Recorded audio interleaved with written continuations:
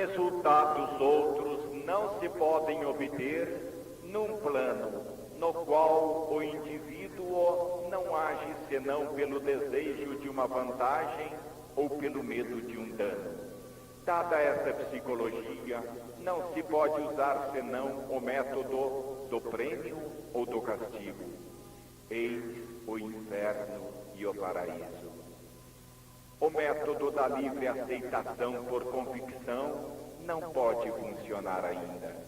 É preciso apoiar-se sobre um instinto fundamental da vida, o de viver, evitando a dor e procurando alegria. Evoluído e involuído permanecem frente a frente, cada qual com sua psicologia, suas armas, suas finalidades. Cada um possui sua lei, e, tal qual eles que as personalizam, também as duas leis são inimigas e se excluem reciprocamente, a do Evangelho e a do mundo.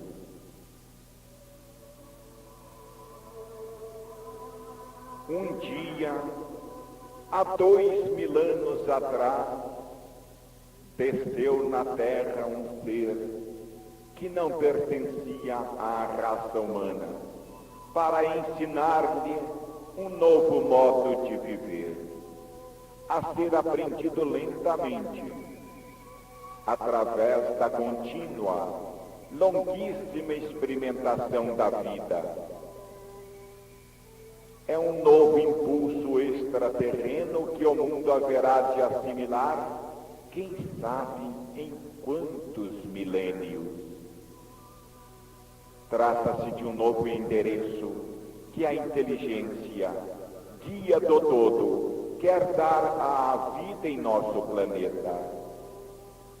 E a humanidade, compreendendo o que se pode, dado o que se era, mais ou menos esperneando, assim mesmo encetou a marcha.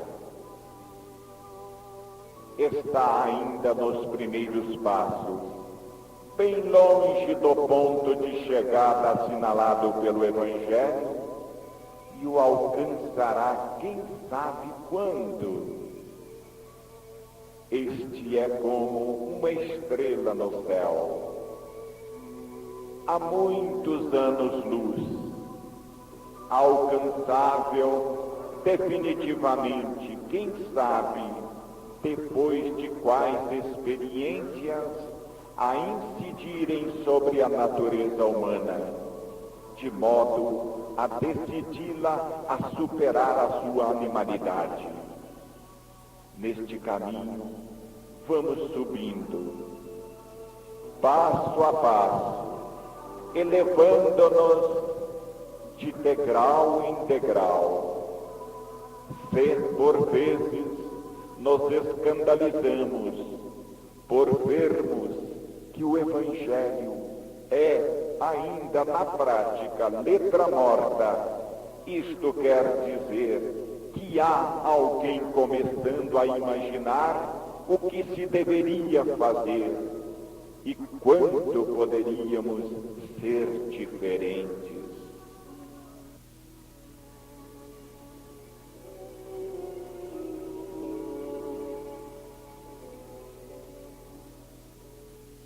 As grandes massas são terrivelmente resistentes a qualquer movimento novo.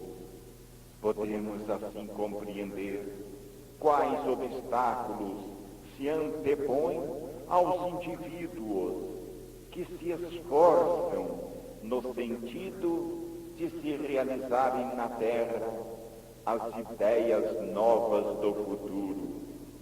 Os seres superiores constituem exceção.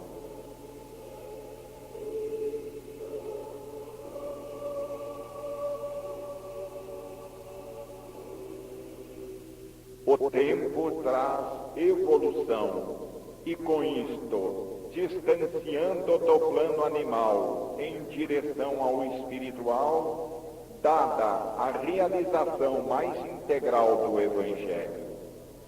Assim é que, no próximo milênio, daremos um grande passo avante.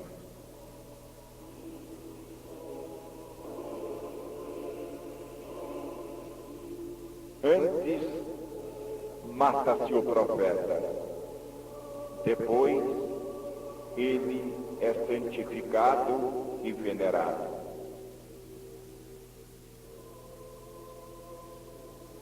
Antes, mata-se o profeta. Depois, ele é santificado e venerado. Mas a semente caiu na terra e começa o lento trabalho de assimilação.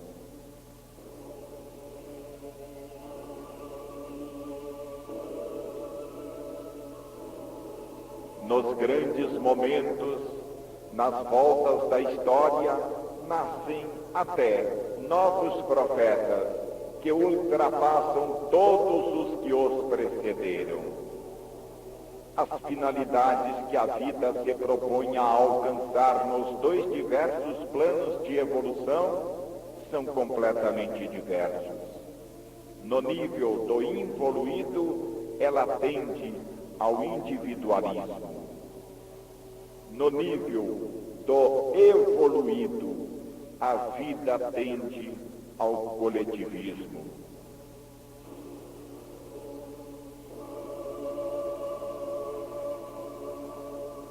Se o evoluído presentemente na Terra pode parecer anacrônico, fora de fase e pode findar no martírio, todavia é a ele e não ao involuído que pertence o futuro e a vida.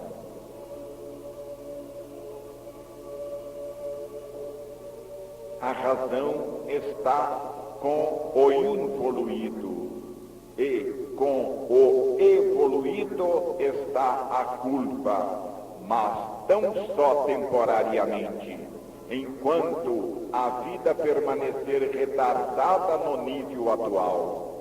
Mas tão logo o sobrepujar, tudo mudar-se-á, e o involuído, a quem hoje pertence a razão, será expulso das sociedades mais civilizadas do futuro.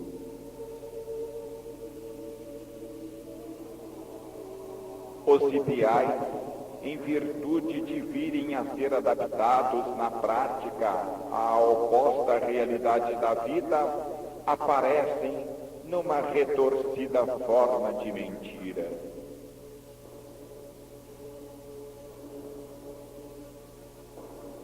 Para abolir o sistema da luta, com o regime de permanente inimizade consequente, torna-se necessário abolir o sistema do egoísmo separatista próprio do plano do involuído.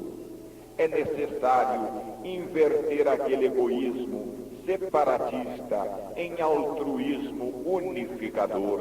É preciso passar da lei do mundo à lei do Evangelho.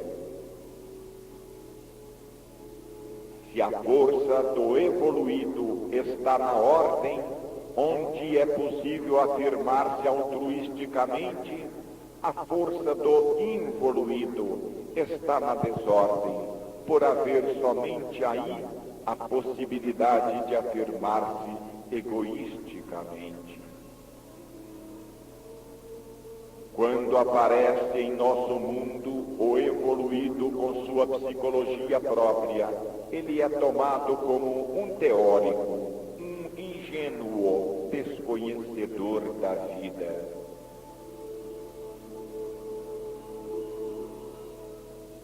O evoluído fala de disciplina espontânea na ordem, e isto num mundo em que a obediência se obtém somente com a ameaça de uma punição. A utilidade coletiva, de sumo interesse para quem vive numa sociedade orgânica, ideia sensibilizadora para o indivíduo organizado, representa algo que o involuído não consegue perceber, considerando até contraproducente cogitar dela.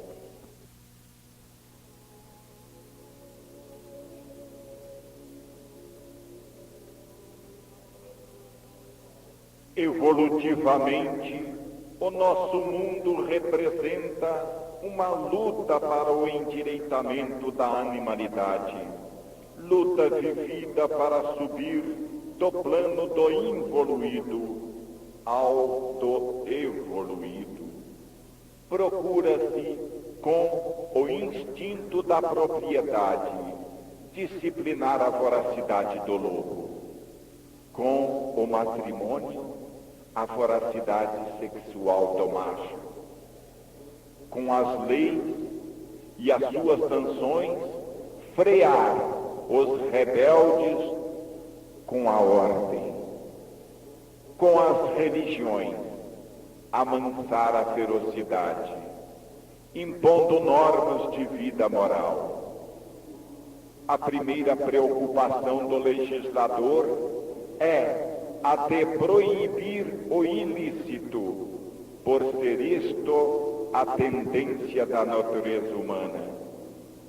Trata-se de um trabalho de correção que confirme exatamente a natureza do fundo sobre o qual ele atua.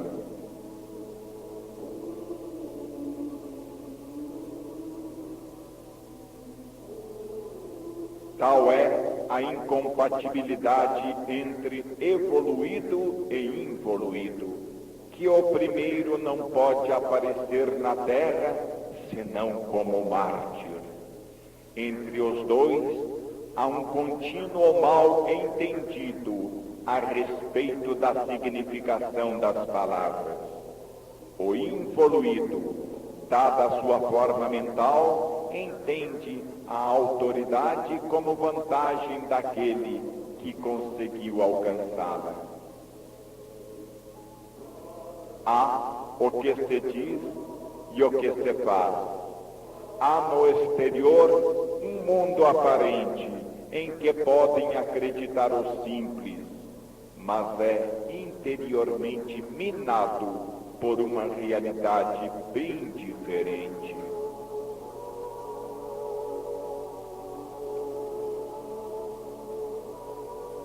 Dada a forma mental do involuído, como poderiam existir na Terra os princípios do mundo do evoluído, senão na forma de mentira?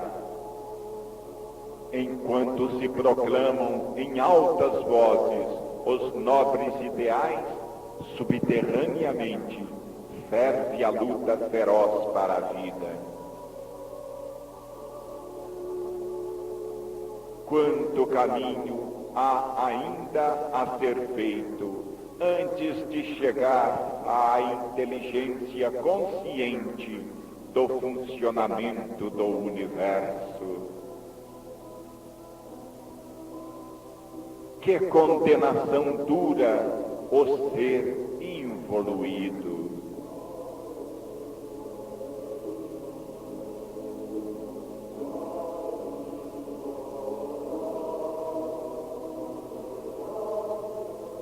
No fundo, a realidade verdadeira, escondida sob as aparências, é sempre uma outra. Exteriormente tudo aparece perfeito, mas subterraneamente ferve a hipocrisia, a rivalidade, a luta pelo domínio.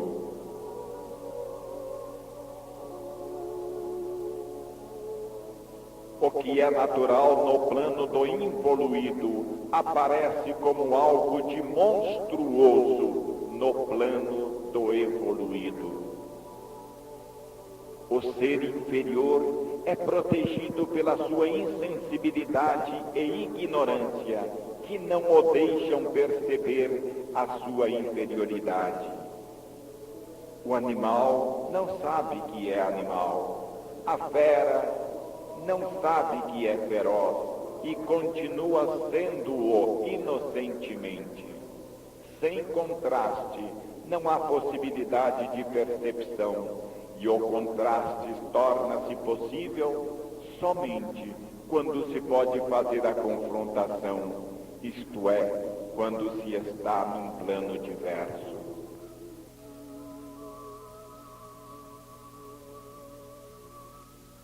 Como é possível obter justiça em nosso mundo, senão com a força? Isto dizemos, não para justificar a violência, mas para darmos-nos conta de qual seja o mundo triste em que vivemos. É inútil distinguir entre grupos humanos para lançar a culpa acima dos outros. A culpa é de todos e, de fato, todos pagamos fraternalmente, dominantes e dominados. Os oprimidos não são melhores que os opressores, e os opressores não são melhores que os oprimidos. E todos, juntos, somos envolvidos pela agressão recíproca na mesma pena.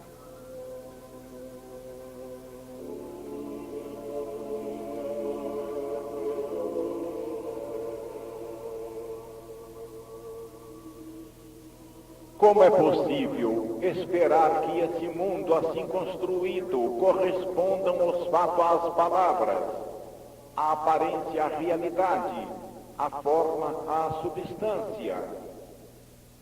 Como impedir a hipocrisia e que tudo possa ser falsificado pela mentira? Como evitar a exploração dos ideais e que as coisas mais belas sirvam para bem outras finalidades? Como exigir nesse mundo que a tanto proclamada caridade não se faça também para si, antes que para os beneficiados? Que toda religião, fé, ideal, se não industrializem na terra onde devem operar? Como pretender que a propriedade seja entendida como função social, antes que função egoística e individual, não só para vantagem pessoal, exclusivista, mas também para a finalidade e utilidade de todos? É justo que a lei garanta a propriedade, mas podemos explicar como e por que surgem revoltas para a destruição desta instituição, quando pensarmos que muitas vezes esta propriedade pode ser também o fruto de tudo quanto se conseguiu agarrar com qualquer meio.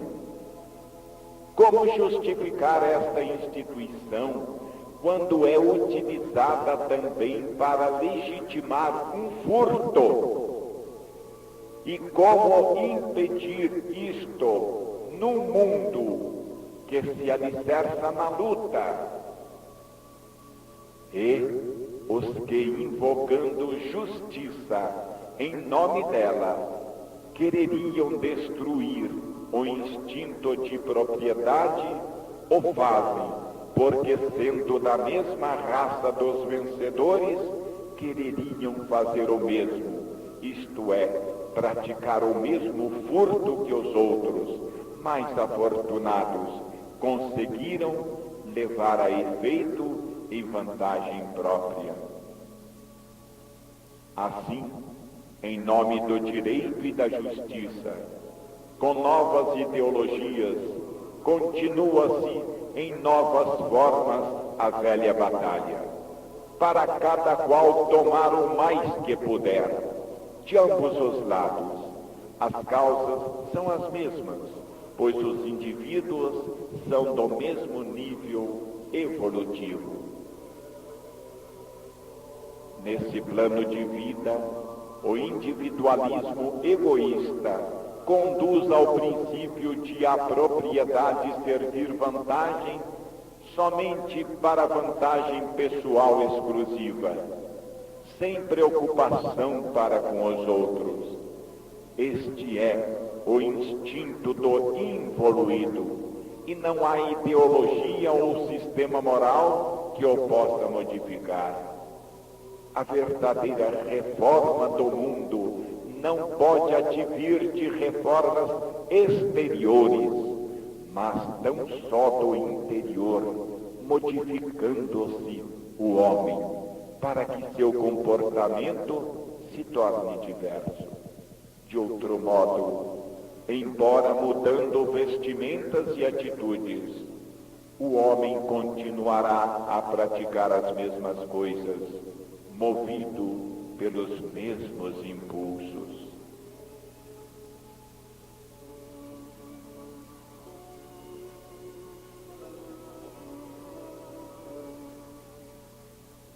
Proclamar ideologias é fácil. O mundo apresentou muitas até hoje, mas tudo tende a permanecer sempre o que era antes. De nada serve mudar de vestimenta quando o comportamento permanece igual. O problema não está em pertencer a este ou aquele grupo humano, religião ou partido, ideologia, etc., mas em não ser mais um indivíduo que não sabe viver senão com os princípios e instintos do seu plano. O mal é profundo, enraizado na própria natureza humana, e não pode ser curado com sistemas políticos ou reformas sociais, dentro das quais o homem permanece o que é. O problema é biológico, é muito mais amplo que o fenômeno social, porque interessa a toda a evolução da vida em nosso planeta, da qual o fenômeno social é apenas uma particularidade.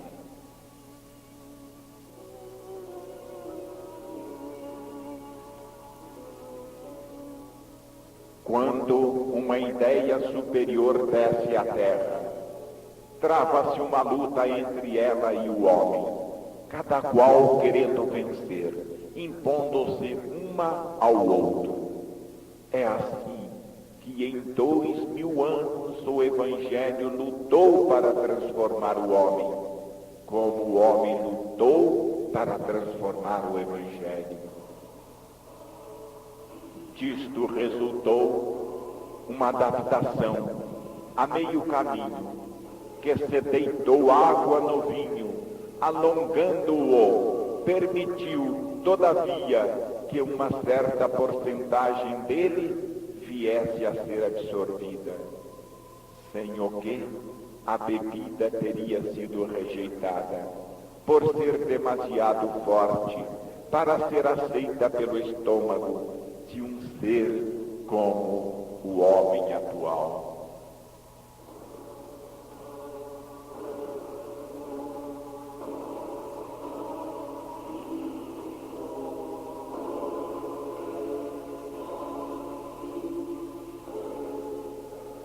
Quem escreve um livro não possui força bastante para influir no desenvolvimento de fenômenos tão grandes.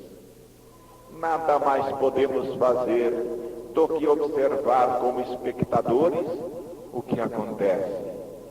Podemos, porém, alcançar o resultado de fazer com que qualquer um possa orientar-se melhor e assim mover-se melhor na vida, dando aos seus fatores um valor mais equilibrado, orientado por estas observações que devidamente compreendeu.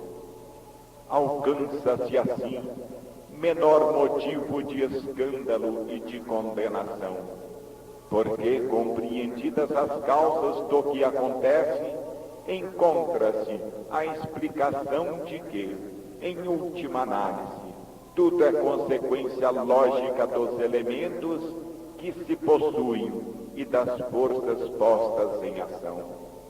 Para quem observa e vê todos os fatores do problema, tudo reentra no âmbito de uma lógica perfeita.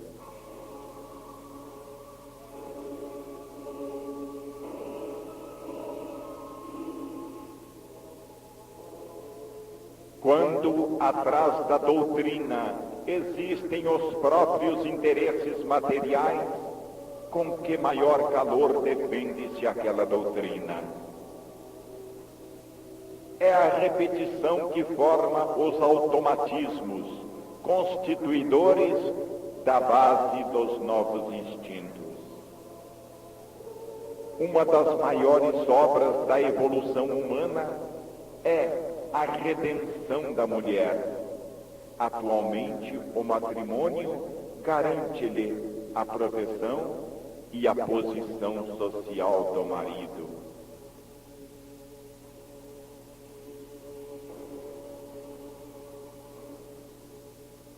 Já manifestamos claramente que não nos move no estudo que fazemos e que vamos fazendo o intuito de acusar para condenar quem quer que seja. A psicologia da condenação e da polêmica é própria da mentalidade do involuído e queremos exatamente superar essa atitude costumeira. Para compreender, procuramos observar o mundo de um plano mais elevado, onde os instintos e os métodos são diferentes. Para quem tem olhos, a lei sabe mostrar-se de per si, e todos quantos possuam intelecto podem compreendê-la.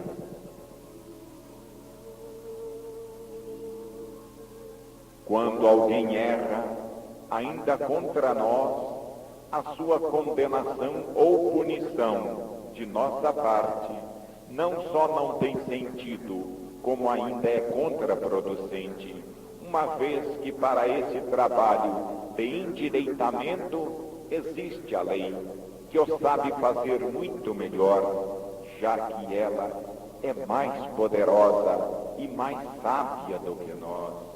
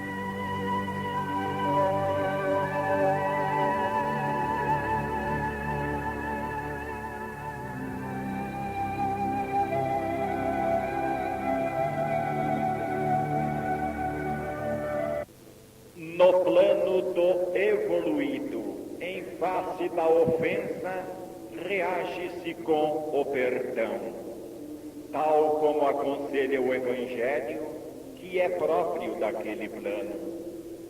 O involuído acredita, se ele perdoar desse modo, fica sem defesa, e assim pensa e erra por causa de sua miopia.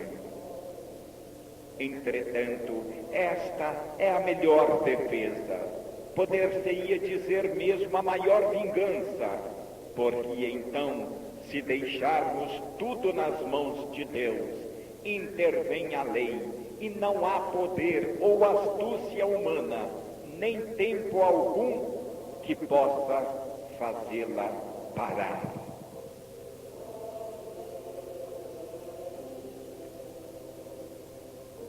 Somente a ignorância dos primitivos pode supor que o sistema do Evangelho deixe o indivíduo sem defesa e que, quando este não recorre aos seus próprios meios, está abandonado e perdido. Estamos no mundo humano, mundo predominantemente do involuído, dirigido não pela inteligência, bondade, justiça, mas pelos instintos da animalidade. O sistema da luta não resolve a luta. Vencer não significa afirmação de paz. O mundo tem sempre acabado uma guerra para recomeçar com outra.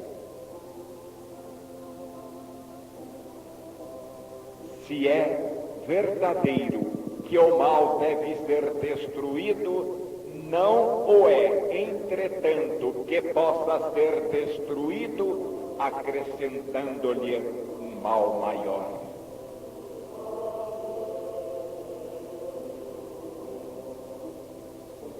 O fogo apaga-se com água e não com outro fogo.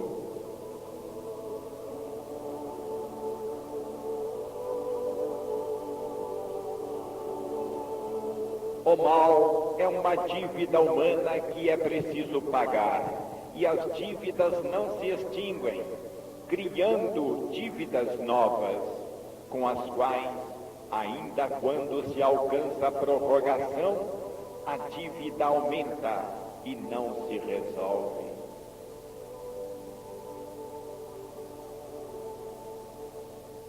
Um estágio qualquer não pode ser eliminado senão por uma ação contrária. O mal é carência do bem, o ódio, carência de amor. Quando caímos no negativo por inversão do positivo, não conseguiremos sair dessa condição, continuando a inverter do positivo ao negativo, mas tão só iniciando o caminho oposto, do negativo ao positivo. É, pois, absurdo acreditar que o mal possa sarar com um mal maior. O mal só pode sarar com o bem, o ódio não pode sarar com mais ódio, mas tão só com o amor.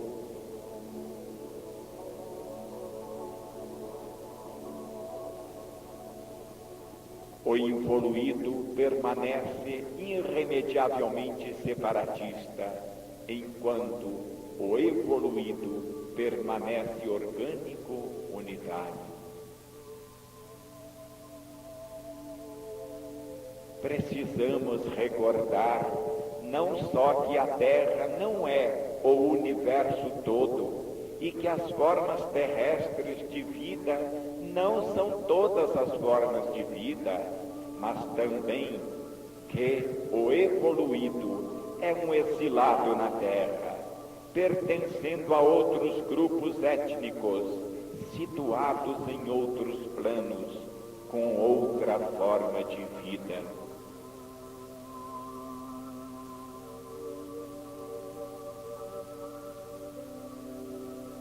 Deve existir, pois, mundos de maior progresso. em que o Evangelho, com seus princípios de convivência fraterna, deve constituir uma posição já alcançada, uma realidade vivida e não uma meta longínqua a alcançar, uma realidade futura.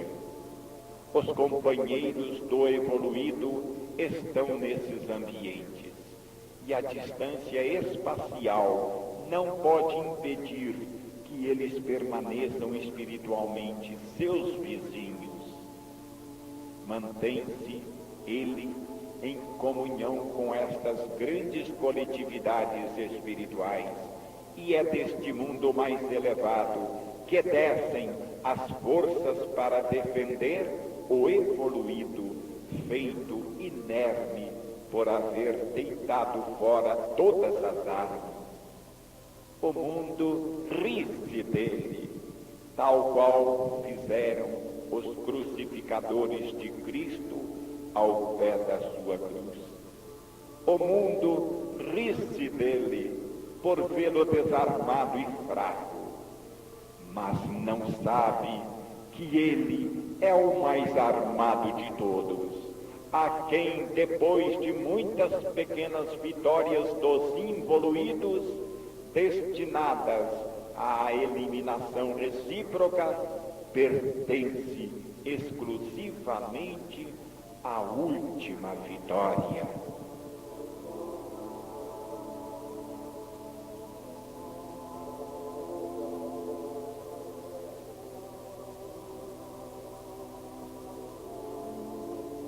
Enquanto a ética geral procura enquadrar todos nas suas normas, todo indivíduo, de seu lado, procura adaptá-la o mais possível ao próprio temperamento, defendendo-se contra aquelas normas, com o fim de ser por ela incomodado o menos possível.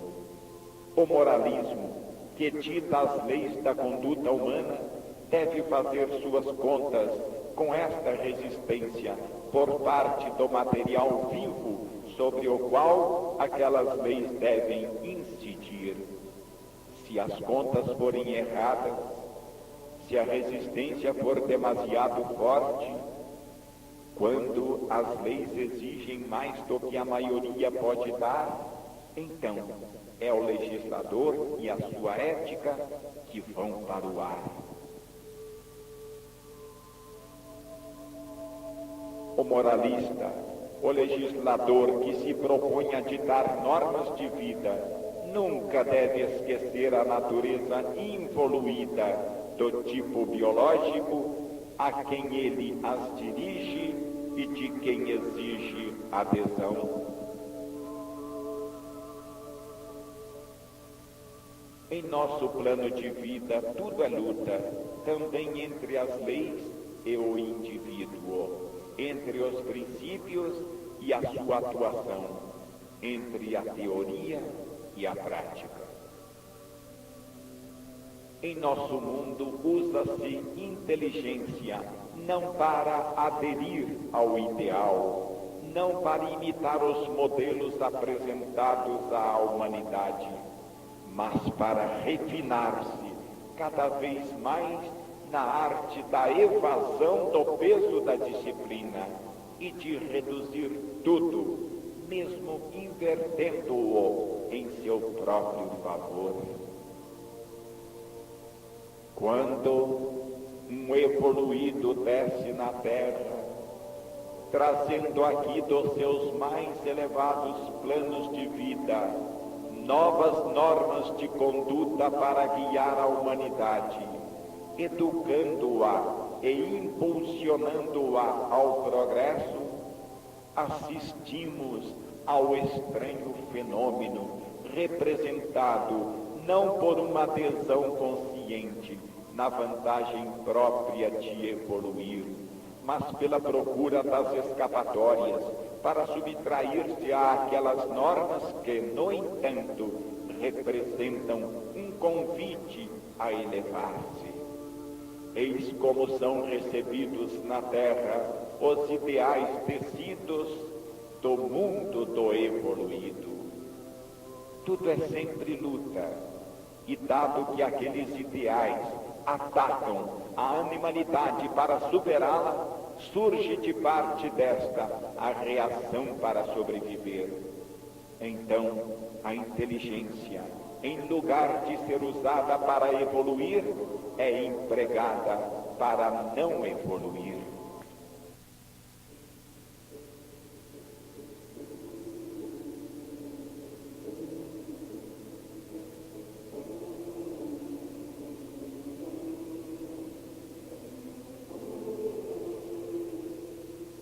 O evoluir é mesmo uma das fundamentais exigências da existência.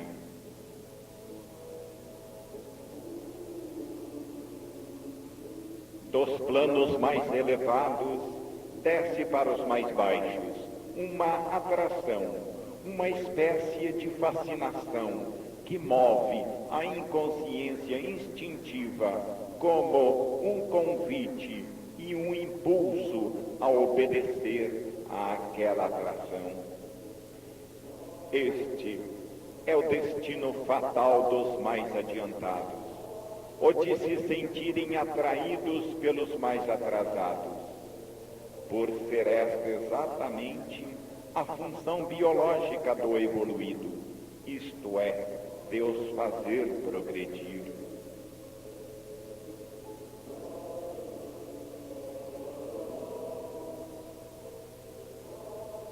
Quem blasfema contra o Cristo afirma sua existência e poder.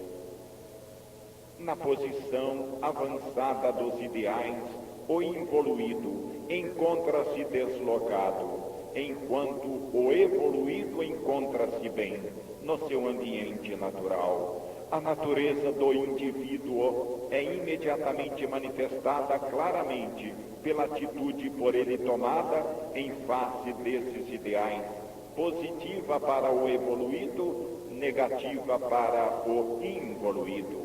O primeiro procura subir para melhorar-se cada vez mais. É levado, por isto, a praticar mais do que pregar, mais a querer ser do que querer aparecer.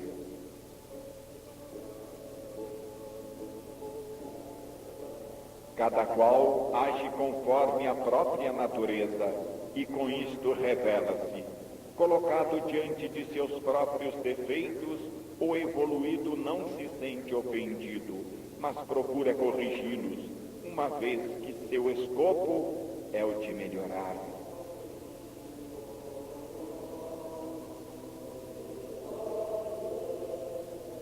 Contrariamente, o involuído, posto em face de seus defeitos, ofende-se e não procura corrigi-los, justifica-os e defende-os. Eis que seu escopo é o seu triunfo egoísta, a afirmação do eu. Se encontra defeitos nos outros, procura acusar o próximo, sem buscar compreender a sua fraqueza, a sua luta para melhorar, as dificuldades para superar a própria animalidade. Acusa-o por estar em culpa e defeito contra os grandes ideais, exaltando-os assim ao negativo, como meios de agressão e condenação.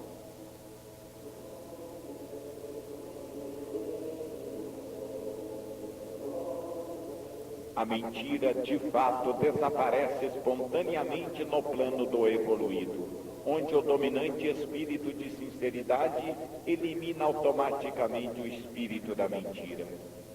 É natural que num ambiente onde se vai à procura das fraquezas do próximo, para destas fazer algo, a vida se afaste de uma sinceridade que para ela se torna perigosa. Seria absurdo pretender que a vida ande contra si mesma. No plano do involuído, o egocentrismo isolacionista dominante separa cada indivíduo do outro, encerrando-o nos seus problemas pessoais, ignorando os problemas dos outros. O contrário dá-se no plano do evoluído, em que o estado orgânico dominante une todo indivíduo ao outro, situando-o como parte cointeressada na boa solução dos problemas do próximo. É natural, assim, que o modo de comportar-se dos dois tipos biológicos seja completamente diverso, quando o problema da vida nos dois planos está implantado de modo completamente diferente. Tudo tem sua razão de existir e está no seu justo lugar. Devemos ter em conta o fato de que, no plano do involuído, dominam insensibilidade e ignorância. Para poder efetivar-se a evolução nestas condições, em pleno regime de separatismo e de luta, é que se tornam necessários os duros golpes que os involuídos se desferram reciprocamente, já que é nesta reciprocidade agressiva que eles cursam a escola necessária. Este é o duro pão indispensável para a dureza dos dentes dos involuídos. A escola da evolução deve usar meios proporcionados à sensibilidade dos alunos.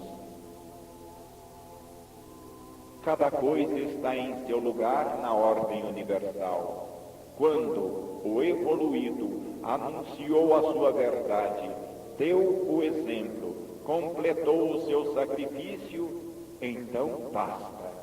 A sua tarefa está cumprida. A cada qual pertence o esforço da própria evolução, e não se pode explorar a dos outros para que efetuem a nossa em nosso lugar. Se depois o involuído quer subir, deve pôr-se em movimento com as próprias pernas. Na justiça da lei, a cada qual o próprio trabalho e tarefa. Ao evoluído pertence redobrar-se em missão de sacrifício sobre os mais atrasados, ensinando e guiando, mas depois pertence ao involuído efetuar o esforço para mudar-se, seguindo as marcas do mestre. Se não quiser fazê-lo, o dano será todo seu, e o martírio dos evoluídos que se sacrificaram por ele ficará inutilizado para ele, uma vez que não quis colher o fruto oferecido.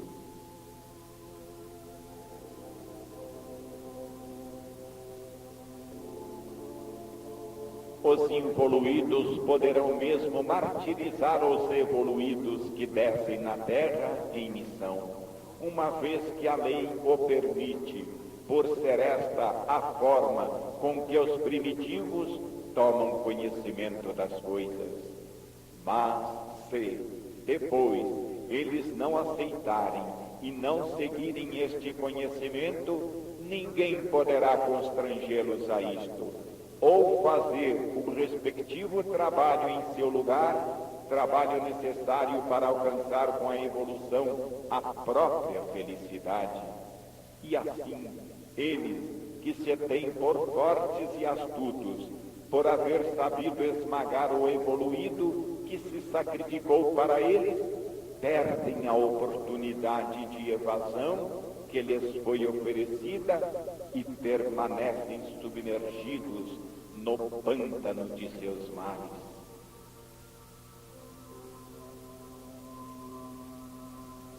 Os perseguidores de Cristo acreditaram conseguir vantagem, mas fizeram seu próprio dano.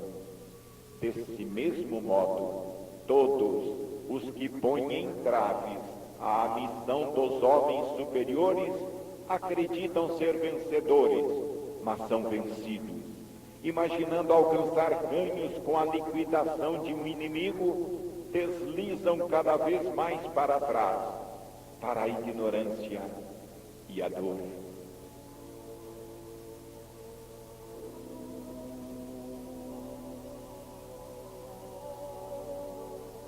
A natureza predominantemente egocêntrica e isolacionista do involuído, devido à sua posição retrógrada ao longo da escala da evolução, mais próxima do antissistema, manifesta-se em toda a sua atitude, assim como a natureza predominantemente orgânica e unitária do evoluído, devido à sua posição mais avançada, mais próxima do sistema, igualmente manifesta-se em todo o seu ato.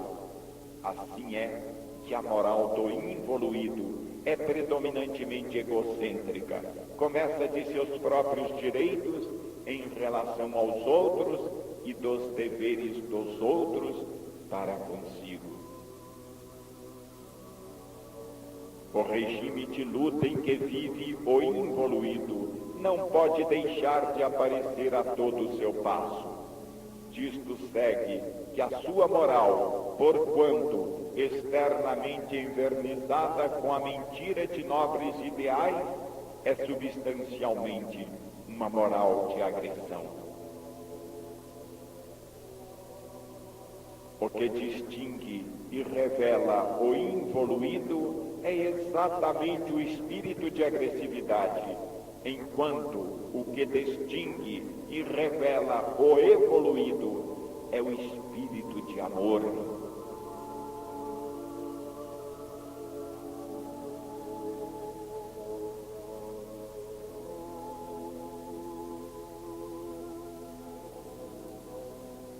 Não se pode dizer que no plano do involuído não existam ideais, religiões, morais, princípios de todo gênero. Leis não faltam, mas tudo isto não representa a realidade biológica vivida neste plano, mas a realidade biológica de planos superiores a serem alcançados no futuro, mas hoje ainda longínquos. Os princípios superiores aparecem na Terra com um capuz imposto mais ou menos à força sobre a natureza humana que, sendo bem diversa, procura rebelar-se, lançar longe o pesado fardo, e para evadir tenta toda a contorção possível. Enquanto o desejo primordial do evoluído é o de aderir à lei, o primeiro desejo do involuído é o de dobrá-la a si mesmo. O Evangelho prega a paciência e o perdão, desarmando o homem no terreno humano.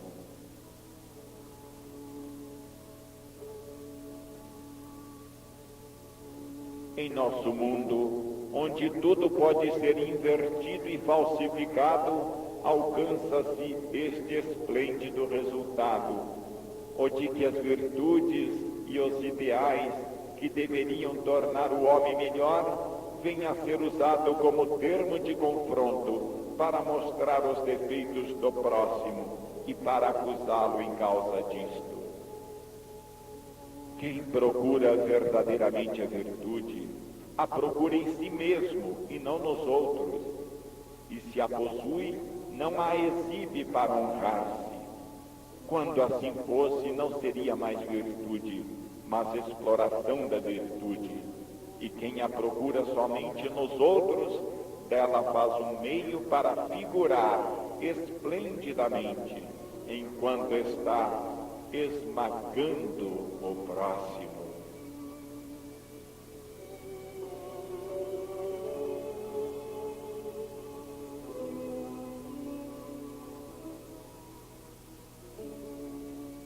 O involuído vive num regime de luta em que a agressividade para o ataque e a defesa é uma condição necessária para a conservação da vida.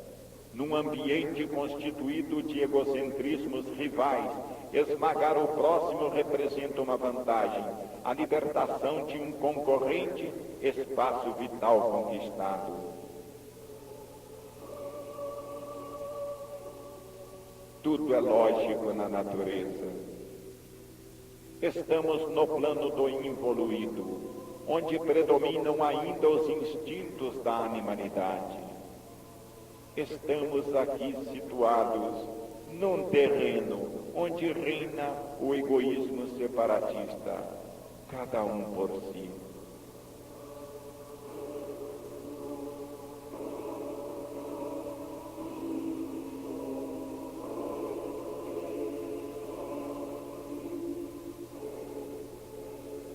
Os princípios tecidos do plano evoluído na forma de ideais, religiões, normas morais, leis sociais, etc., representam um fardo que a animalidade procura alijar de si. Esta anela permanecer na plenitude de seu estágio e não se quer mutilar com a evolução que procura destruí-la. Todo progresso para o alto, no plano da animalidade, representa uma renúncia à vida. Nesse mundo de rivalidade, é natural que cada qual procure fazer com que a renúncia seja praticada pelo próximo, o seu rival, antes de ver-se constrangido a praticá-la ele mesmo. Assim é que se explica, em muitos casos, a exaltação dos ideais, uma vez que estes representam um meio para induzir o próximo, e esta renúncia, a qual, limitando o seu espaço vital, aumenta o nosso. Para o involuído, contra as vantagens oferecidas pela prática dos ideais e das virtudes, interpõe-se a barreira, representada pelo esforço necessário à subida até aquele plano em que o evoluído, que o alcançou, colhe naturalmente aquelas vantagens. O involuído defende-se contra as normas superiores da ética, da mesma forma como se defende contra todos os outros perigos que o ameaçam, sendo esta a atmosfera de seu ambiente.